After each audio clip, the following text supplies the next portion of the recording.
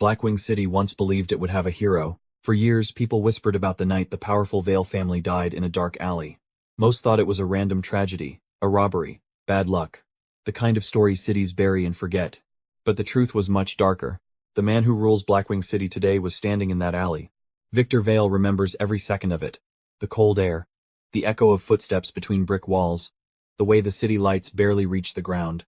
His parents arguing as usual, their voices sharp and careless like they believed nothing in the world could touch them. Beside him stood his younger brother Adrian. Nervous, quiet, still believing their family was something good. Victor already knew better. High above the alley, perched silently on a rusted fire escape, an owl watched the entire scene unfold. Its eyes glowed in the dim light, unblinking, patient. Victor noticed it, and for the first time in his life he understood something simple about the world.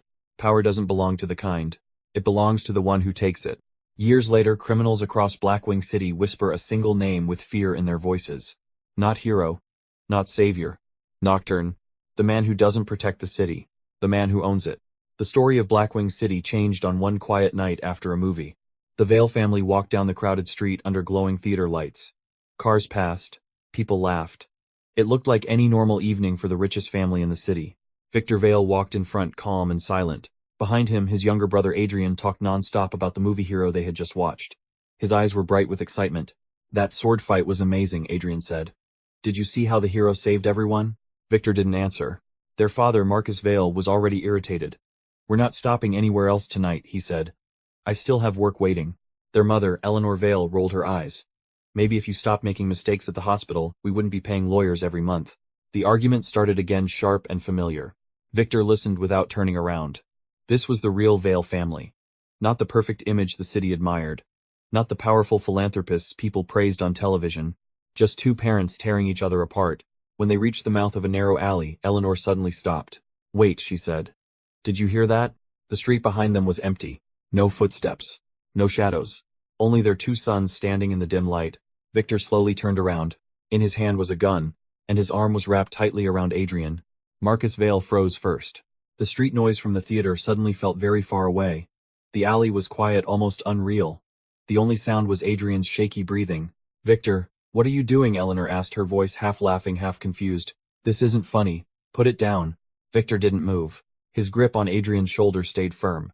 The gun remained steady in his hand. No, Victor said calmly. We're done listening to you. Marcus frowned. Have you lost your mind? Victor's eyes were cold, almost bored. You're destroying everything, he said. Our money. Our future. All because you two can't stop making mistakes. Adrian trembled beside him. Victor, I can't do this, he whispered. I don't want to hurt them. Victor slowly glanced at him. What? I changed my mind, Adrian said quietly. For a moment, Victor stared at him, as if he were something small and useless. Then he shoved Adrian away. You're pathetic. Adrian stumbled and fell against the wet pavement. Eleanor rushed forward, furious. That's enough. You stop this nonsense right now. The gun fired. The sound exploded through the alley. Eleanor Vale collapsed instantly. Marcus didn't even finish shouting her name before the second shot echoed. Silence swallowed the alley. Adrian stared at the ground, shaking. But the night wasn't finished yet. Adrian's ears rang from the gunshots. The alley felt frozen in time. Smoke drifted slowly from the barrel of Victor's gun. Their parents lay motionless on the cold pavement, the life gone from them in seconds. Victor. What did you do? Adrian whispered. Victor didn't answer. He simply stood there, breathing calmly like someone who had just finished a small task. Adrian suddenly lunged at him. You're insane, he shouted. You killed them. The two brothers struggled in the narrow alley. Shoes scraped the ground. The gun nearly slipped from Victor's hand. Then, a third gunshot cracked through the darkness. Adrian dropped to the ground. Victor froze. Behind them, a familiar voice spoke quietly. You should have listened to your brother. Victor slowly turned around. Standing in the shadows was Mr. Graves, the family's loyal butler. Smoke rose from the pistol in his hand. His expression was calm, almost professional. Adrian was still alive, barely moving, crawling weakly across the pavement. Victor. Help me, he whispered. Victor looked down at him. For a moment something flickered in his eyes. Then he noticed something above them. On the rusted fire escape, an owl sat silently watching the scene. Victor stared at it. Who am I? He murmured under his breath. The answer came to him like a whisper in the dark. He raised the gun again. My name is Victor Vale, he said coldly, the richest man this city will ever belong to. The final shot echoed through the alley. And that night Nocturne was born. Years passed. Blackwing City tried to understand what Victor Vale had become. Some newspapers called him a vigilante. Others called him a myth. The police simply called him a problem they could not stop. But criminals knew the truth. Victor Vale was no hero. They called him Nocturne. He didn't patrol the streets looking for justice. He moved through the city like a shadow that owned every corner.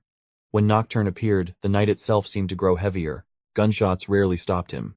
Men fired at him in panic bullets cutting through the dark, but he moved through the chaos with terrifying focus. One moment he stood in the open, the next he was already behind them. Bones cracked. Bodies slammed against concrete.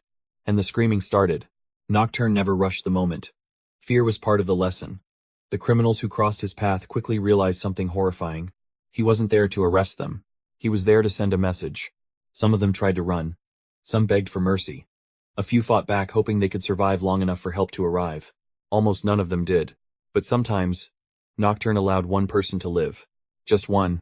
That survivor would stumble back into the city shaking, barely able to speak. And when the gangs gathered to hear what happened, they always told the same story. Nocturne didn't stop crime. He erased it. And everyone in Blackwing City was starting to realize something terrifying. The city didn't have a protector. It had an owner. Within a few years, Blackwing City stopped fighting back. The police tried first. Special units were formed. New weapons were brought in. Surveillance filled the streets. Every plan ended the same way. Failure. Officers who hunted Nocturne either disappeared or quietly quit their jobs. Those who survived spoke about him in low voices, like saying his name too loudly might summon him. Then the crime families tried. At first they thought he was just another masked threat, someone they could bribe, threaten, or kill like anyone else. They were wrong. One by one, the most powerful bosses in Blackwing City were dragged to the rooftops of their own buildings. From there they could see the entire city glow. Beneath them, the streets, the lights, the people who believed they were safe. Nocturne never shouted. He never threatened. He simply took the crime boss's hand and pressed a heated metal seal into their palm. The mark burned deep into their skin, the symbol of an owl. A signature. A contract. A warning. From that night on, the gangs understood the new rules. They didn't work for themselves anymore. They worked for him. Organized crime didn't disappear in Blackwing City. It became something else. Something colder. Something quieter. Every smuggler, every dealer, every corrupt official now followed the same command. Servi nocturne. Or vanish into the night. By the time the city realized what had happened, it was already too late.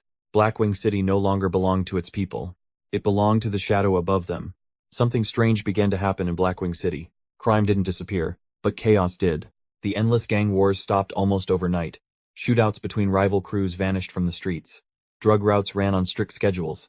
Smugglers followed clear rules. Even the most reckless criminals suddenly became careful, because everyone answered to the same master. Nocturne. If someone broke the rules, they didn't deal with another gang. They dealt with him. Word spread quickly through the underworld. A thief who tried to operate without permission vanished within hours. A gang that refused to pay tribute was found the next morning kneeling on a rooftop, too terrified to speak about what happened during the night. Soon, every criminal organization understood the new system. They could keep their money. They could keep their territory. But the city belonged to Nocturne. In return, the streets became quiet. Too quiet. The police noticed it first. Crime reports dropped to the lowest numbers in decades. Murders became rare. Even random violence seemed to fade away. To the people living in Blackwing City, it almost looked like things were getting better. But the truth was far darker. The criminals hadn't disappeared. They had simply become employees. And above them all, watching from rooftops in shadows, Nocturne ruled the entire city like a silent king. Blackwing City was finally under control. Just not in the way anyone had hoped. Years after that night in the alley, Blackwing City became something the world had never seen before. The streets were calm. Too calm. People walked home late without hearing gunfire. Stores stayed open longer. Even the police reports looked cleaner than they had in decades. To outsiders, the city looked safer. But the people who lived there understood the truth. Safety had a price. High above the streets, standing on the edge of a tall tower, Nocturne watched the city lights spread across the horizon. The wind moved slowly through his dark coat as he looked down at the world below. Every gang leader, every smuggler, every criminal in Blackwing City already knew the rules. They didn't run from him. They worked for him. If someone stepped out of line, Nocturne reminded them who owned the night. And no one ever forgot. In another universe, a young boy watched his parents die and swore to protect the innocent. He grew up to become a symbol of justice. But in this world, Victor Vale learned a different lesson in that alley. Fear works faster than justice. Pain lasts longer than hope. Blackwing City didn't become a better place. It simply became quieter. And somewhere across the endless multiverse, heroes search the darkness for criminals. Nocturne never searches for anyone. Because in his city, everyone already belongs to him. Comment 1 for the next part.